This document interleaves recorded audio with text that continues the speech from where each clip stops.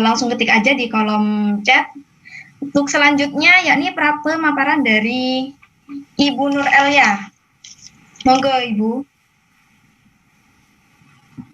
Baik, terima kasih Mbak Ulfatul Soimah. Suara saya bisa terdengar dengan baik, tidak putus-putus? Oke Bu, baik Bu. Baik.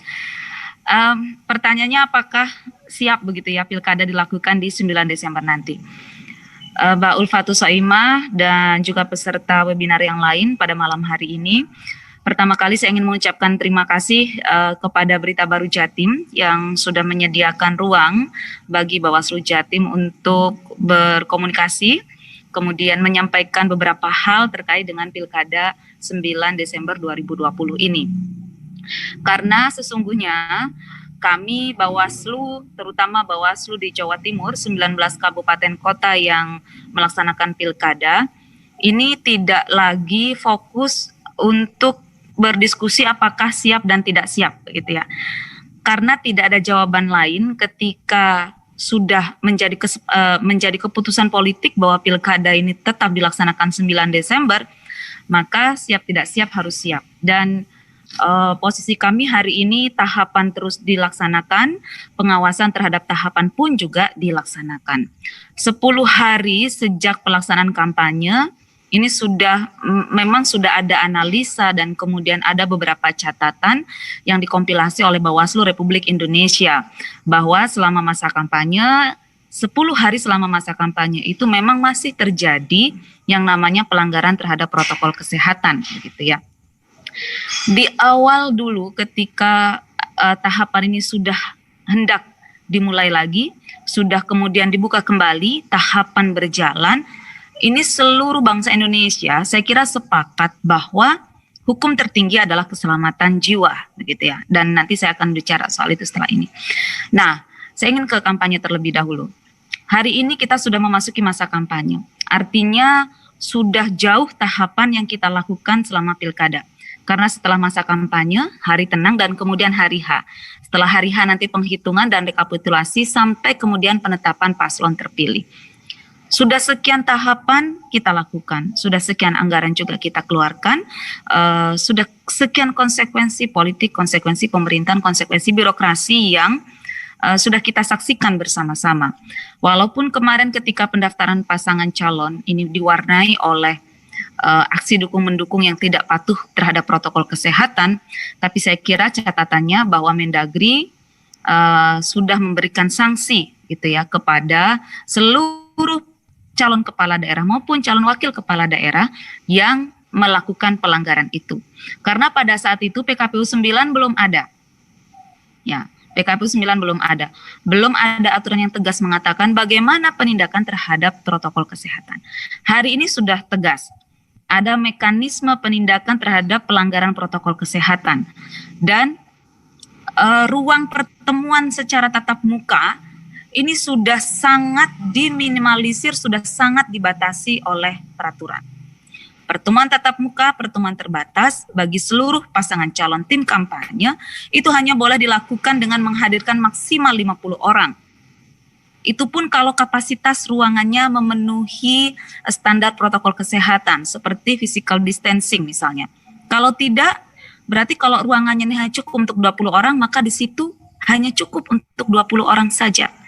Arak-arakan sudah tidak boleh, rapat umum tidak boleh, perlombaan tidak boleh, kegiatan seni tidak boleh, pesta ulang tahun sudah tidak boleh. Ya. Jadi semuanya ini sudah mulai didorong kepada kegiatan-kegiatan yang sifatnya virtual.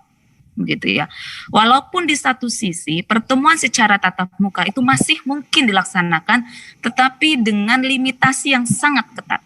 Ya, pesertanya maksimal 50 orang.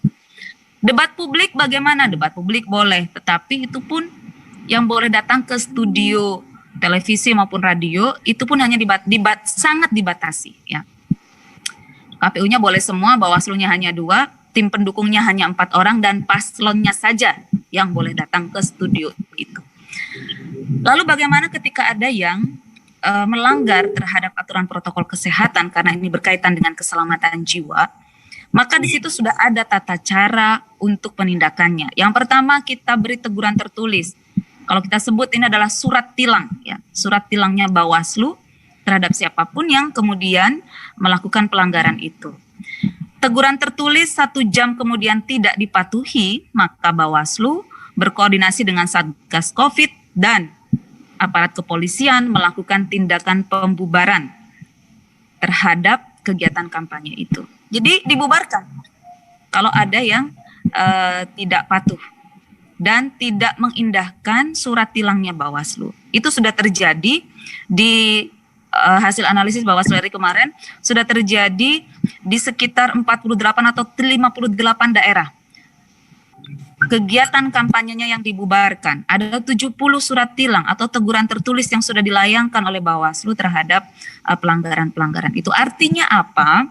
Artinya kita penyelenggara pemilu Bawaslu dan KPU itu sangat berkomitmen untuk menjaga pilkada ini tetap memberikan rasa aman dan rasa nyaman kepada masyarakat. Begitu ya, tetap memberikan rasa aman dan rasa nyaman kepada masyarakat. Sehingga masyarakat bisa nanti dengan rela hati datang ke TPS untuk tetap memberikan suaranya.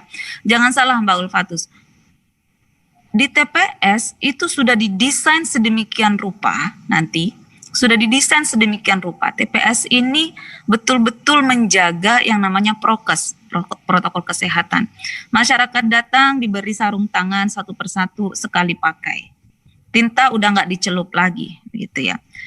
Kemudian disediakan nanti tempat cuci tangan, hand sanitizer juga ada di sana. Jaraknya juga sudah diatur. Dulu setiap TPS yang maksimal 800 sekarang diturunkan jadi 500, hampir separuh turun jumlahnya, begitu ya. Lalu bagaimana pengawasannya? Pengawasan juga tetap jalan, begitu ya.